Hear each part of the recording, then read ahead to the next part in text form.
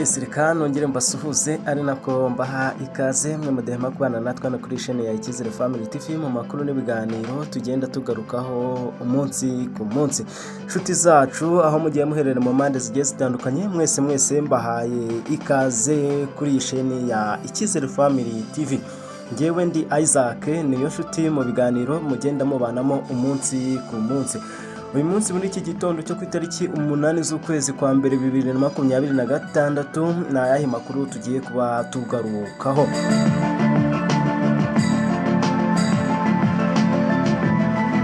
Na makuru rero tugiye kuba tuvugaho ari kuvugwa muri aka karere ka Nyamasheke. Mu karere ka Nyamasheke hagiye humvikana inkuru nyinshi zigiye zitandukanye z'abagabo biyongereye mu bihe bitandukanye.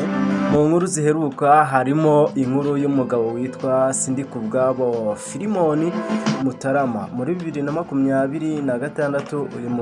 Uyu mugabo w'imyaka 38 yari atuye mu murenge wa Karambi akagari ka Kabuga yasanzwe yimanitse itariki 7 Mutarama 2026. Nyuma yo kuba yari amaze iminsi abwira abaturage ko atangiye uyu mwaka wa 2026, ariko uyu mwaka nubwo utangiye ati ntabwo nzawurangiza nyiri muzima. Bivuga ko yari amaze igihe afite agahinda gakabije n'ikibazo cyo mu mutwe cyaturutse ku burwayi bw'umugore we.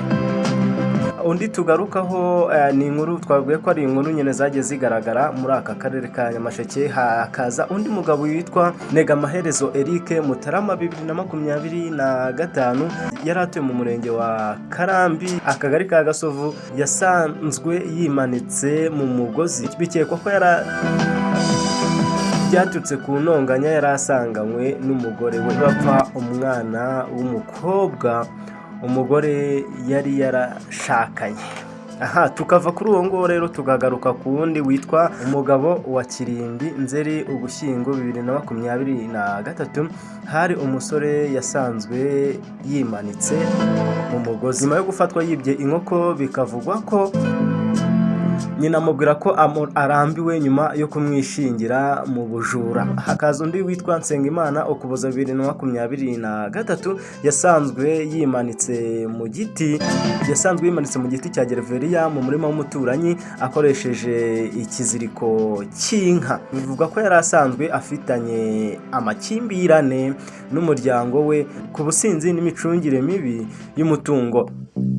Undi mugabo wiga ko Ukuboza 2020 yasanzwe yimanitse mu mugozi nyuma yo gushwana n'umugore we bapfa amafaranga ndetse kuba yarakekagwaho ko kunywa urumogi. Ubuyobozi muri Nyamasheke bukunda gukangurira abaturage kwirinda kwiyahura igihe bafite ibibazo bigiye bitandukanye, bakagana inzego z'ubuyobozi cyane inshuti z'umuryango n'inteko z'abaturage kugira ngo babafashe gukemura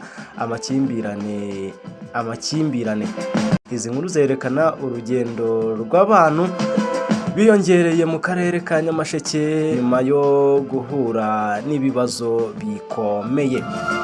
Aya niyo makuru twe turimo turagarukaho tureba uyu mugabo nyine twari turi kugarukaho.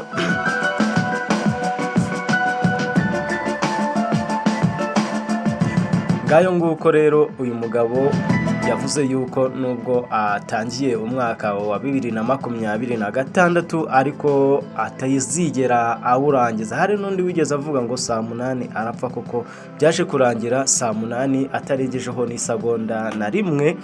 Saa 8 zageze nyine n'ubundi saa 8 bihwaniramo, saa 8 abagize ute, saa 8 arapfuye yitaba Imana.